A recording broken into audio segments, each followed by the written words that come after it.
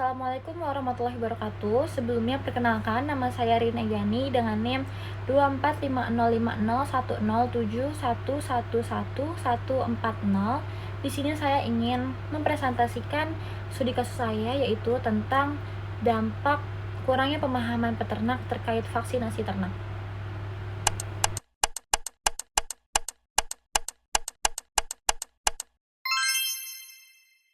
Vaksinasi merupakan salah satu langkah penting dalam menjaga kesehatan ternak.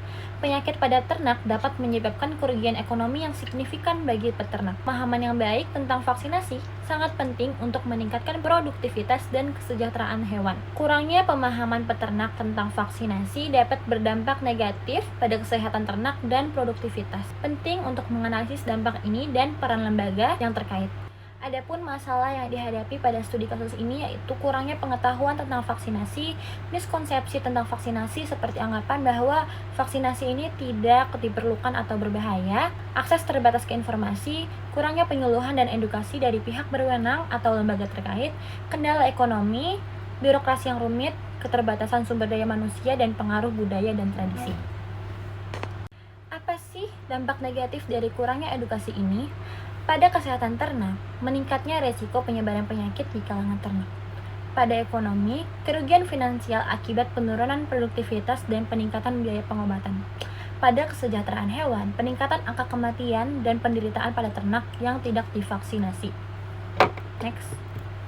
Berikut terdapat data-data dari penolakan peternak terhadap vaksinasi. Banyaknya peternak yang menolak vaksinasi beranggapan bahwa vaksinasi dapat membahayakan ternak mereka. Sebagian juga beranggapan bahwa mereka khawatir setelah vaksinasi ternak mereka akan jatuh sakit.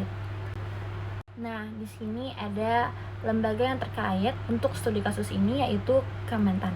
Kementan atau Kementerian Pertanian Republik Indonesia adalah lembaga pemerintah yang memiliki tanggung jawab utama dalam mengelola urusan pertanian di Indonesia. Kementan berfokus pada pengembangan kebijakan, penyediaan sarana dan prasarana pertanian, serta meningkatkan produktivitas dan kesejahteraan petani. Adapun tugas atau wewenang dari Kementan ini, yang pertama itu ada edukasi dan penyuluhan, itu untuk memberikan informasi dan pelatihan kepada peternak tentang vaksinasi. Dan selanjutnya ada regulasi dan pengawasan, untuk mengawasi distribusi dan penggunaan vaksin untuk memastikan keamanan dan efektivitasnya. Selanjutnya ada penyuluhan kebijakan, untuk menyusun kebijakan yang mendukung vaksinasi dan kesehatan ternak. Selanjutnya ada hasil analisa studi kasus ini. Yang pertama, apa kebijakan utama yang berpengaruh dalam studi kasus ini? Yang pertama ada perizinan usaha. Proses perizinan yang sulit atau rumit dapat menghambat peternak dalam mendapatkan vaksin. Selanjutnya ada pengendalian penyakit. Kurangnya pengawasan terhadap penyebaran penyakit ternak dapat mempengaruhi. Ada analisis kendala akses birokrasi. Proses birokrasi yang lambat dan rumit itu menghambat akses peternak terhadap informasi dan vaksinasi yang ada. Yang ketiga ada dampak terhadap produktivitas. Penyakit yang tidak terkontrol dapat menyebabkan penurunan produktivitas ternak dan kerugian ekonomi bagi peternak. Yang keempat ada peran pemerintah. Peran pemerintah dalam studi kasus ini itu melalui Kementan itu perlu meningkatkan edukasi, memperbaiki proses perizinan, dan memperkuat pengawasan untuk meningkatkan pemahaman peternak tentang vaksinasi yang ada. Next.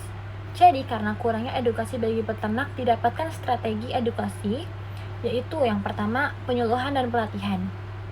Sesi penyuluhan yaitu mengadakan sesi secara rutin di desa-desa untuk memberikan informasi nih tentang pentingnya vaksinasi dan cara pelaksanaannya.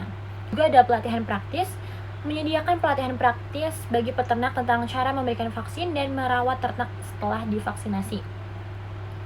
Yang kedua ada penggunaan media informasi, menggunakan pamflet dan brosur dengan cara mendistribusikan pamflet dan brosur yang menjelaskan manfaat vaksinasi dan langkah-langkah yang harus diambil. Dengan cara media sosial, yaitu memanfaatkan platform media sosial untuk menyebarkan informasi dan menjangkau peternak yang lebih mudah. Yang ketiga ada kerjasama dengan pihak terkait. Ada kolaborasi dengan dinas peternakan, yaitu dengan cara bekerjasama dengan dinas peternakan untuk mengadakan program vaksinasi massal dan penyuluhan. Ada juga kemitraan dengan LSM, Itu dengan cara menggandeng lembaga swadaya masyarakat yang fokus pada kesehatan hewan untuk meningkatkan edukasi dan akses vaksin. Yang terakhir ada penyediaan akses vaksin. Jadi ada dengan cara program subsidi vaksin. Itu dengan cara mengembangkan program subsidi ini untuk membantu peternak kecil dalam mendapatkan vaksin dengan biaya yang lebih terjangkau. Karena masih banyak peternak yang tidak mau vaksin itu karena biayanya juga. Selanjutnya ada distribusi yang mudah.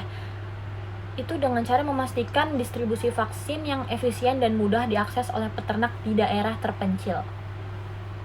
Selanjutnya ada kesimpulan. Jadi, pemahaman peternak mengenai vaksin ini merupakan langkah penting dan dalam menjaga kesehatan ternak.